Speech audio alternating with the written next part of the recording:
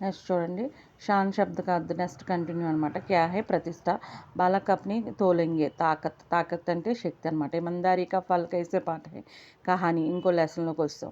ఇమందారీ కా ఫల్ అనేది ఈ లెసన్ కహాని అనమాట. ఇమందారీ కా ఫల్ కైసే హోతా హై, మీఠీ హోతా హై. ఇమందారీ కా అర్థ్ అర్థం ఏంటంటే సచ్చాయి. ఓకే.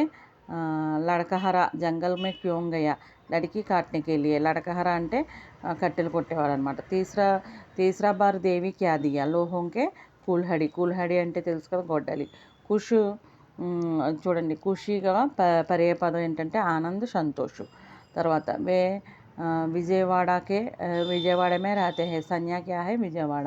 పత్రలేఖన్ మే పత్రలేఖన్ అనే లెసన్లో ఇది పత్రకు సంబంధించింది అనమాట, లెటర్. పత్రలేఖన్ పాఠ్ మే కౌన్సా పత్ర హై, ఏ పత్రాన్ని మెన్షన్ చేశారంటే చుట్టి పత్ర అనమాట.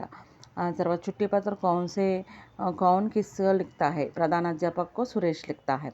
छुट्टी पत्र किस गांव में लिखता है, किसी गांव से लिखता है, रामापुरम. दिनांक 2010-2024. बुखार अर्थ क्या है, ज्वर. सुरेश किसी कक्षा में पढ़ते हैं, 7वीं कक्षा. पत्र कौन लाता है, डाकिया. मैं फुटबाल खेलता हूँ, ఏకవచనంలో ఉంది ఇది. బహువచనం ఏంటంటే మై ఫుట్బాల్ కేల్తే హై, ఇది బహువచనం ఏకవచనానికి. నెక్స్ట్ సెమిస్టర్ 2కి వచ్చేసాం మనం.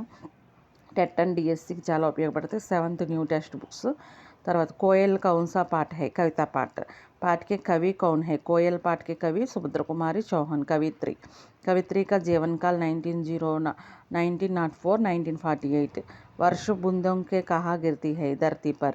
వర్షం ఎక్కడ కురుస్తుంది, ధరతి పర్, భూమి మీద. కోయల్ కైసే రహతే హై, కాలి. కోయల్ కహా హై, ఆమ్కా పేడ్ పర్. ఆమ్కా పేడ్ మీద ఉంది, ఎవరు, కోయల్ అనమాట.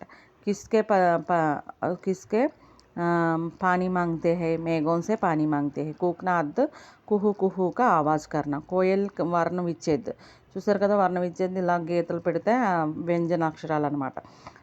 తర్వాత సురేష్ పర్యవాచి శబ్ద్, సందేశ్ పర్యవాచి శబ్ద్, ఖబర్ సమాచార్. ఖాలా